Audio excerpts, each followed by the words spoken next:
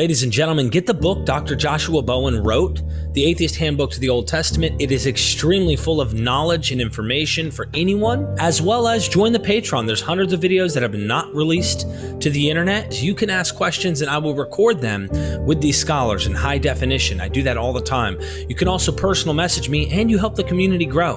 Thanks a lot. Dr. Joshua Bowen. Sean Stinnett says, "Hi Derek, I have a question to consider for Dr. Josh Bowen. He seems to know a lot about Sumerian text and ancient writing.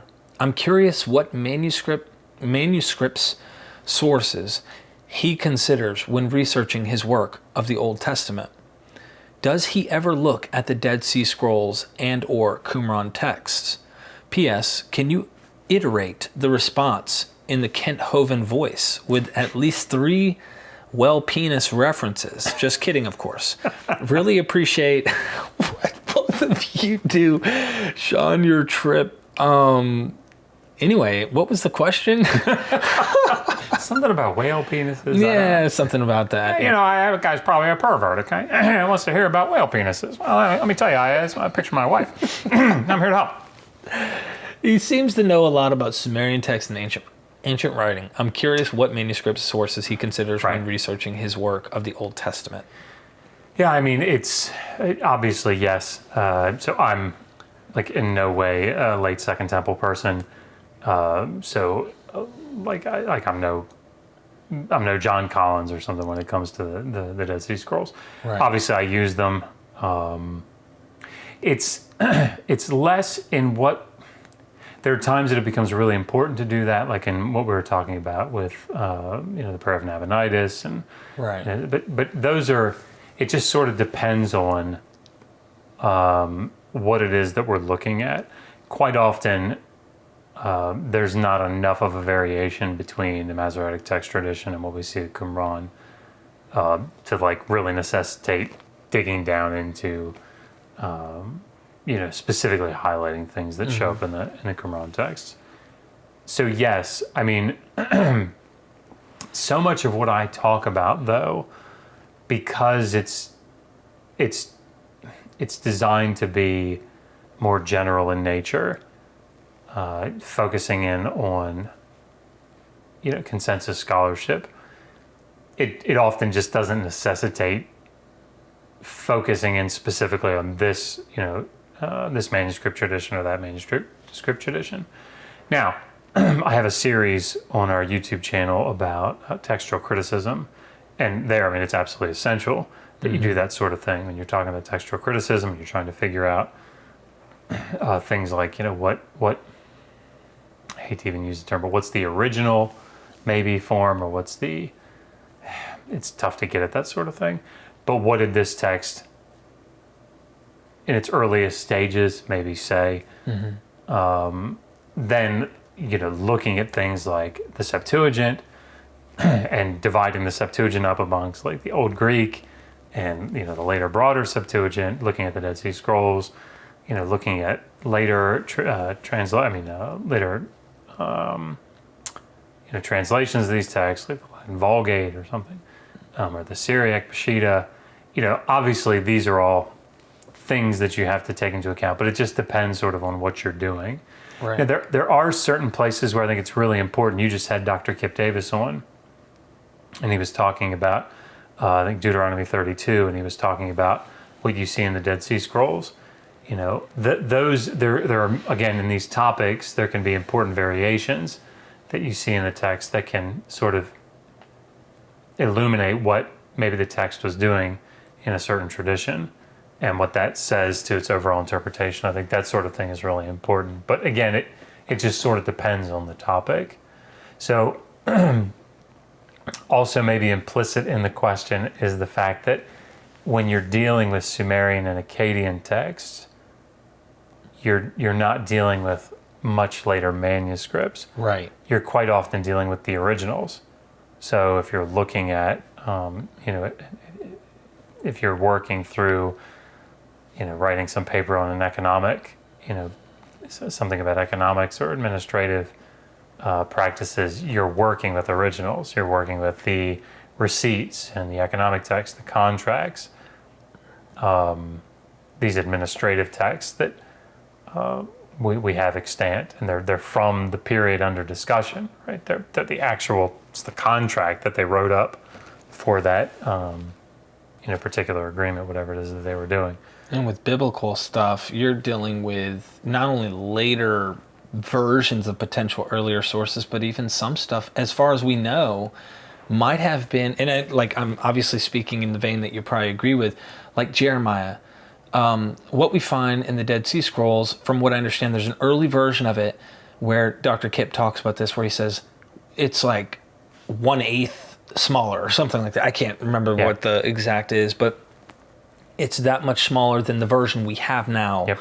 So you already have like politicized, potentially later people who have an agenda using the text in the current context. Not saying it's bad, but it's like, if you really want to know what is maybe its original source, what's really going on when it was written, that's going to be more difficult than what you deal with, because you're used to like getting everything handed to you on a platter, a literal, authentic, original platter, so to speak, right? Yeah, and I mean, you obviously see that sort of editorial history in, particularly in Akkadian texts.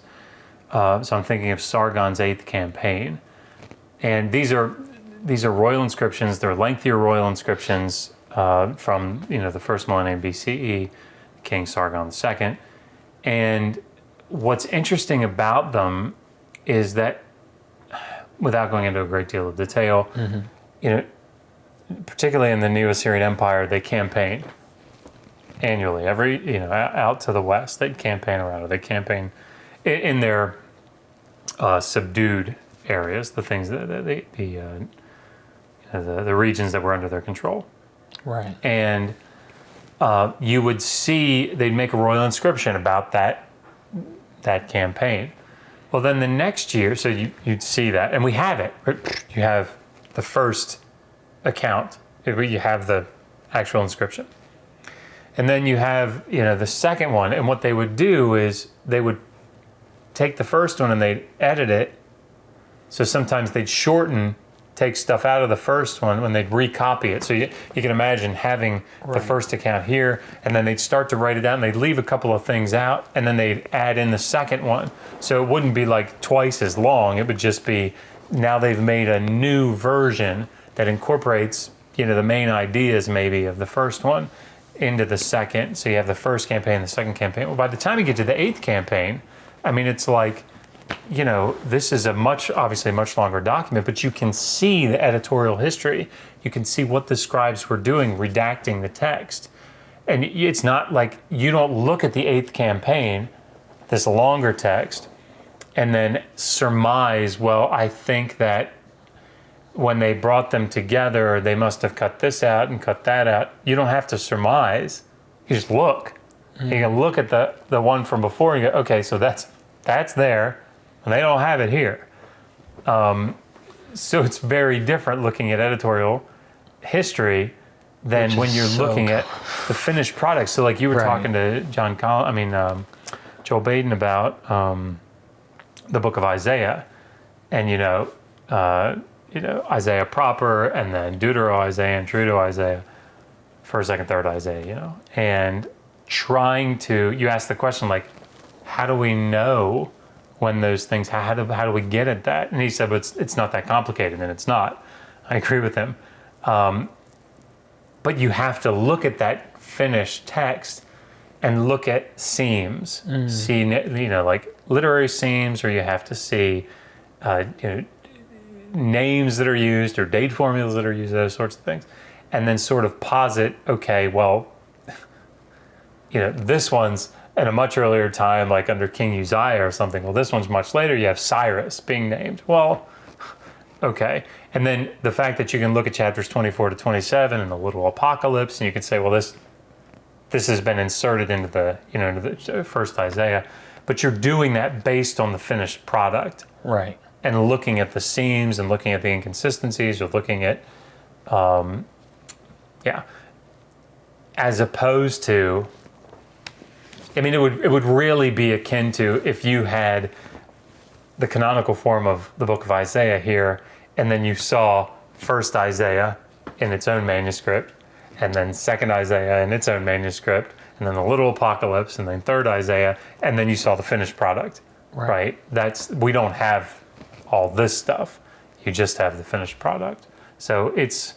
And you kind of wonder what that other stuff might have had that didn't make it into the cut, if you will. Right. But it is interesting. It might have all made it. I mean, we never know. That's the problem with it, is it's a different kind of probability, I guess, on trying to figure out what's going on. Whereas you just got to learn the language and the context in which you think these things are happening. And you're able to kind of glean into what happened in the Akkadian or the Sumerian far better, I think, than the biblical authors or the biblical scholars can be confident in. Yeah. That doesn't mean there isn't confidence, and that doesn't mean there isn't some certainty maybe in trying to understand some stuff. But as far as sources go, though, I guess maybe I'm taking the question in a different direction. It's like, when you look at how they're looking at sources in the biblical way versus how you look at it when you have your sources in Akkadian and Sumerian, it's a different world, wouldn't you say? I mean, yeah, but there are a lot of parallels to it. So like Jeffrey T. Gay did sort of a seminal study on the Epic of Gilgamesh, and how that, because again, this is an example of when we have the earlier texts and then the finished form. I guess it's like the Diatessaron, Tatian's Diatessaron. You have the Gospels, and then you have what he did, so you can kind of compare the two. And I think the big takeaway for me is that there are two aspects to this process, and you don't have to have a blanket confidence level across the board. The two levels that I see, the two aspects are, when Joel Baden talks about, look, you have 150 days here and 40 days here, right? There's something going on. You have Midianites here and Ishmaelites here. You have Hobab and Reuel and Jethro. There's something going on here. The confidence level for that, sky high. Like there just aren't many people that would say, oh no, I think we can reconcile that. How would you reconcile it?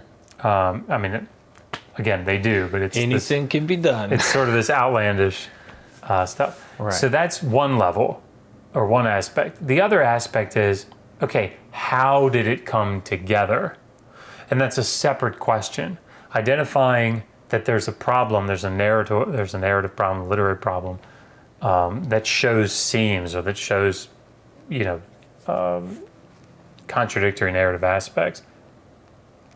You can have a much higher confidence level that that's the case. But then people say, well, I think it came together by, these major chunks being sort of tied together by a layer, and then that was, edited later with other layers.